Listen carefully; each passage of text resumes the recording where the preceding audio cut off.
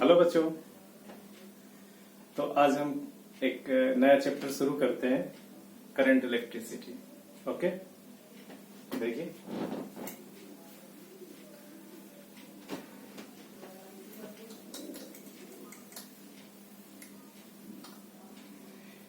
This is third test chapter, chapter third.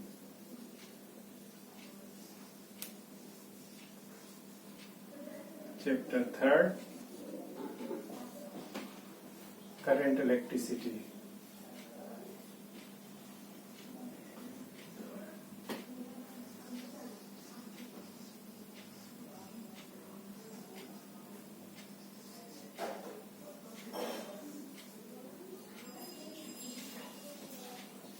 सबसे पहले देखेंगे इलेक्ट्रिक करंट।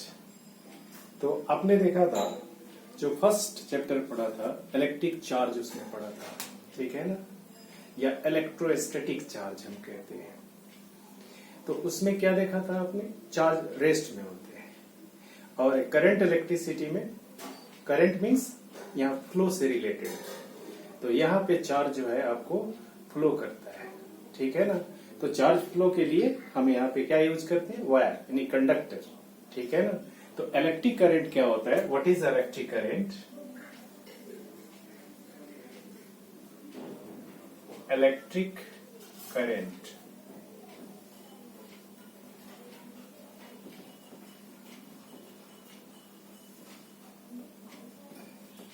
इसको हम डिफाइन करते हैं, the time rate of flow of charge through any cross section of a conductor is called electric current.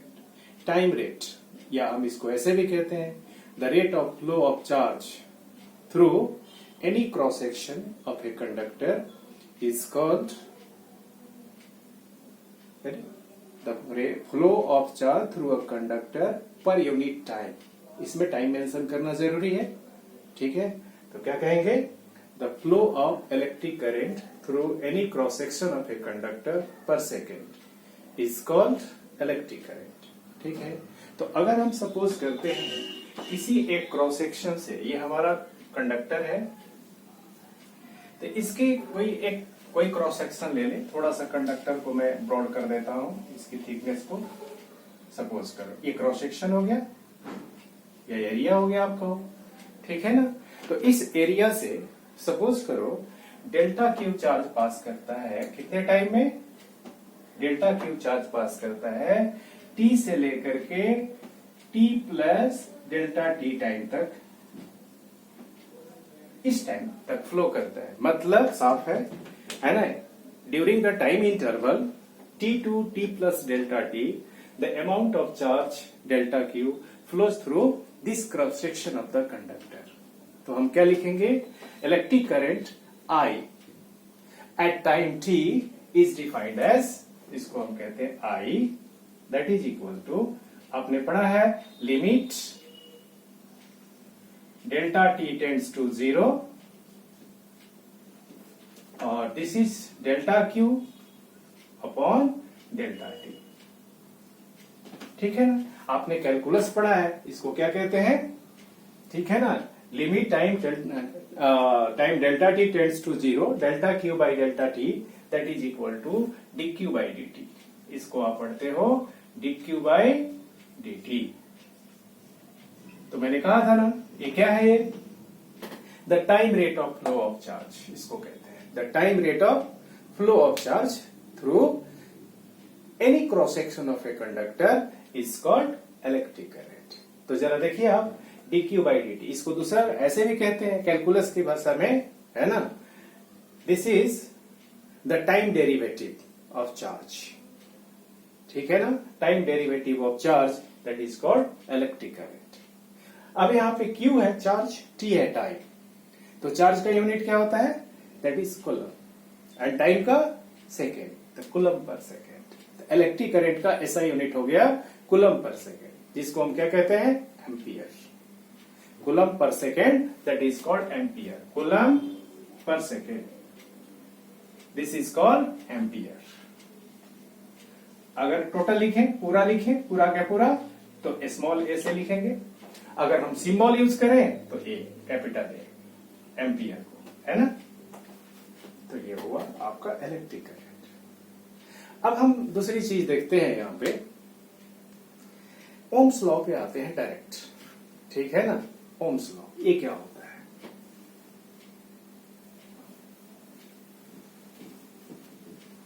अगर suppose करो इस कंडक्टर से फ्लो होने वाला चार्ज अगर आपको कांस्टेंट है, यानी एसटीडी करंट है, ठीक है ना, यानी चार्ज फ्लो जो होता है वो टाइम के साथ चेंज नहीं करता है, तो उस केस में इलेक्ट्रिक करंट को, है ना, हम क्या लिखेंगे? I is equal to Q by T. Simple लिखेंगे, charge upon time. For STD current कहते हैं, for STD flow of charge या for STD current the formula generally used is I equal to Q by T. ठीक है। Next, Ohm's law.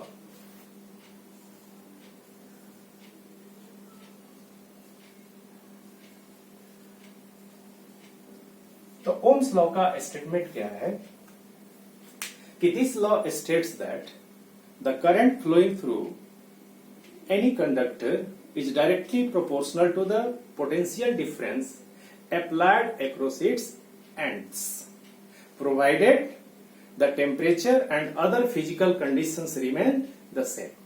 यानी इसमें temperature को हमें सेम रखना है, इसी तरह अदर फिजिकल कंडीशंस भी हो सकते हैं जहां हमें उसे कांस्टेंट रखना है। उस टाइम में देखते हैं, यानी electric current directly proportional to potential difference, या potential difference V directly proportional to I। इसी को लिखते हैं V is equal to some constant quantity R I। तो समझ गए Ohm's law. First of all state Ohm's law, तो आपको लिखना है Ohm's law states that the current flowing through a conductor is directly proportional to the potential difference applied across its ends, provided the temperature and other physical conditions remain the same। ठीक है। तो ये है V directly proportional to I, हम लिख सकते हैं V equal to RI, where a proportionality constant जिसे हम क्या कहते हैं? रेसिस्टेंस। आपने पढ़ा है, क्लास 10 में पढ़ा है, R is the resistance।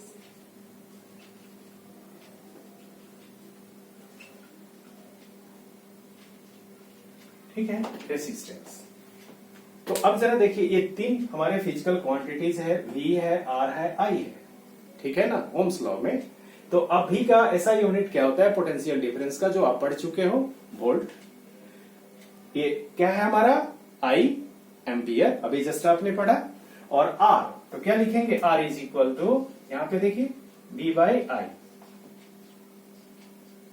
तो ये हो गया वोल्ट पर एम्पियर। वोल्ट पर एम्पियर, उसी को हम क्या कहते हैं? ओम। तो वोल्ट पर एम्पियर को हम क्या कहते हैं? ओम।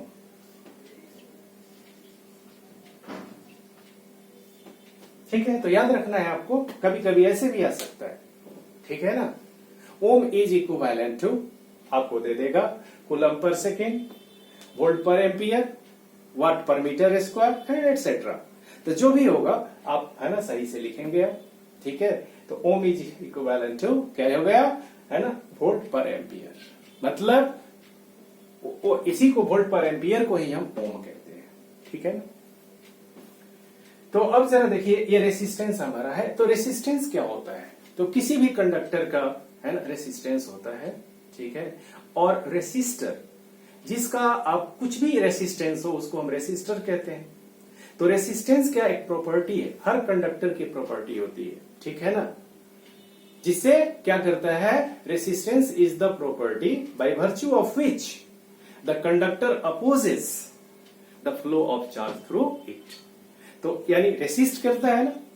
जैसे मान लो, सपोज करो हमारे रास्ते में, अगर रास्ते में कुछ, अगर है ना, ईंट पत्थर रख दे, चेयर ले आकर रख दे, टेबल रख दे, तो हमें चलने में परेशानी होगी। मतलब हमारा जो वॉकिंग है उसको रेसिस्ट किया जा रहा है, ठीक है। या हम मान लो कि बोलते हैं, बीच में ही किसी ने चुप करा दिया, अरे चुप हो जा, कहते हैं ना बच्चे आपस में, आप भी कहते हो, ठीक है। तो ये कहते हैं इन्हें रेसिस्ट करना। तो ये किसको रेसिस्ट करता है? जो चार्ज इससे फ्लो करता है, जो करंट फ्लो होता है किसी कंडक्टर से, उसको रेसिस्ट करता है, ठीक है। तो जो भी रेसिस्टर होता है उसकी कुछ ना कुछ रेसिस्टेंस होती है। ओके, अब हम देखते हैं, ये सब आपने पढ़ा है, क्लास 10 में पढ़ा है, फिर भी हम यहाँ पे एक बार और इसका जिक्र करते हैं। नेक्स्ट है फैक्टर्स अफेक्टिंग रेसिस्टेंस। देखिए,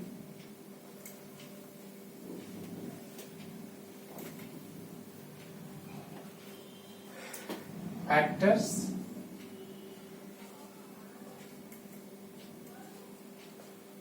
affecting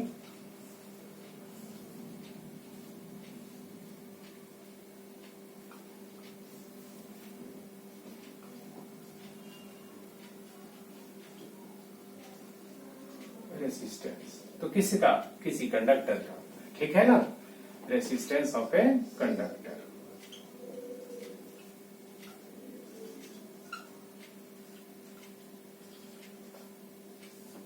तो देखिए आप, बच्चे लिखते हैं कभी कभी अफेक्टिंग की जगह ई लिख देते हैं, है ना, नॉट अफेक्टिंग, अफेक्टिंग, ठीक है, ए वर्ब होता है। बच्चे नाउन में भी आईएनजी लगा देते हैं, ठीक है, वैसा मत करना आप। तो factors affecting resistance of a conductor, तो फर्स्ट फैक्टर है, आप देखिए, लेंथ ऑफ कंडक्टर। तो फर्स्ट फैक्टर है लेंथ,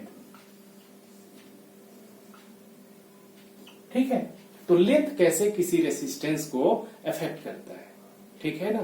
तो हम लेंथ बढ़ा देते हैं तो रेसिस्टेंस भी आपको बढ़ जाता है। आपने देखा है, जो आपके घर में हीटर यूज होता है उसमें, है ना, जो वायर को ही, है ना, कॉइल बना दिया जाता है, यानी उसको बहुत, है ना, लपेट देते हैं, स्प्रिंग की तरह बना देते हैं, यानी छोटे ही डिस्टेंस में बहुत बड़े लंबे वायर को छोटे ही डिस्टेंस में पैक कर देते हैं, ठीक है। तो रेसिस्टेंस जितना ज्यादा होती है ना, उतना हीट होता है ना, हीट प्रोड्यूस करता है, ठीक है ना।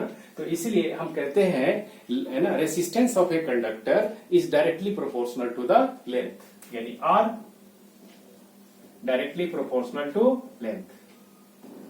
लेंथ बढ़ाने से रेसिस्टेंस बढ़ती है। सेकेंड पॉइंट है cross sectional area, cross sectional area,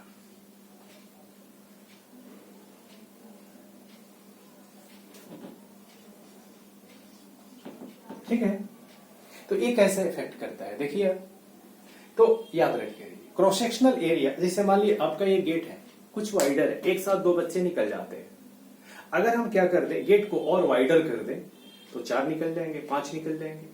कहने का मतलब है ना, जो आप सपोज करिए ये फ्लो है, आप, है ना, हर स्टूडेंट एक, है ना, चार्ज है सपोज करिए, तो मेनी चार्ज पास कर सकता है। तो क्या करेंगे, एरिया बढ़ाएंगे, रेसिस्टेंस घट जाएगी, मतलब फ्लो आपका एरिया बढ़ाने से बढ़ जाता है। यानी क्या कर सकते हैं, resistance is inversely proportional to area. Area बढ़ाने से करंट बढ़ जाता है, रेसिस्टेंस आपको घट जाता है। तो inversely proportional, resistance is inversely proportional to cross sectional area, right it is. Next third point है टेम्परेचर।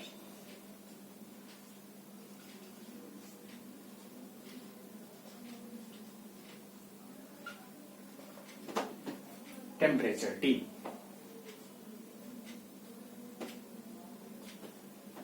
ठीक है। तो ये देखिए, हम क्या कहते हैं, रेसिस्टेंस टेम्परेचर पे भी डिपेंड करता है। इसीलिए जब स्टेटमेंट हमने, है ना, ओम्स लॉ का किया था, है ना, provided the temperature remains constant, ठीक है ना, यानी टेम्परेचर एक फैक्टर होता है, रेसिस्टेंस को इफेक्ट करता है। जैसे हम मेटालिक कंडक्टर की बात करते हैं, अभी आप मेटल ही पढ़ रहे हो, जितने भी कंडक्टर्स है सब मेटल का हम कंडक्ट कर ले रहे हैं, ठीक है ना। तो मेटालिक कंडक्टर में टेम्परेचर बढ़ाने से रेसिस्टेंस उसकी बढ़ जाती है, यानी क्या कहेंगे, resistance increases with temperature for metallic conductor, ठीक है ना। लेकिन अगर सेमी कंडक्टर की हम बात करेंगे, जस्ट अपोजिट हो जाएगा, ठीक है। तो क्या कहेंगे, for a metallic conductor resistance increases with increase in temperature, right. तो हम यह लिख सकते हैं मेटालिक कंडक्टर के लिए सिंपल, लेकिन सेमी कंडक्टर के लिए केस जस्ट अपोजिट है, ठीक। नेक्स्ट है fourth, nature of material, nature of material of conductor.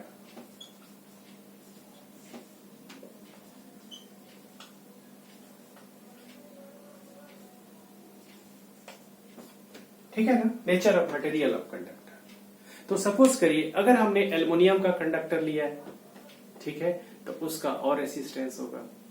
अगर उसकी जगह कॉपर यूज कर लें, उसका रेसिस्टेंस अलग होगा। मतलब जिस मटेरियल से कंडक्टर बना है उस मटेरियल पे डिपेंड करता है आपको रेसिस्टेंस, ठीक है ना। तो there are 4 factors upon which the resistance of a conductor depends. First factor is length, and how length affects the resistance, then it is given here. Resistance is directly proportional to length. Second point, cross sectional area. Resistance is inversely proportional to cross sectional area. And third factor, that is temperature. And resistance of a metallic conductor increases with temperature. And resistance of a semiconductor decreases with increase in temperature. Right? And the fourth is nature of material of the conductor. ठीक, तो every metal has got some specific resistance. उनकी खास एक resistance, fixed value of resistance, ठीक है ना। Copper का कुछ और होता है, एल्युमिनियम का और, सिल्वर का अलग, एंड सो ऑन, ठीक है। तो ये 4 फैक्टर्स हैं।